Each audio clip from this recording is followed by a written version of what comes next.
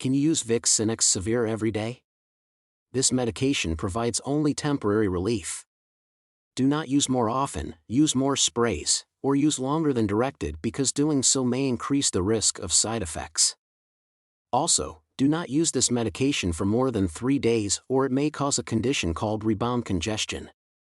How to use Vicks Sinex spray, non-aerosol. Use this medication in the nose as directed.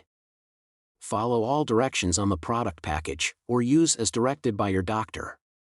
If you have any questions, ask your doctor or pharmacist. Gently blow your nose before using this drug.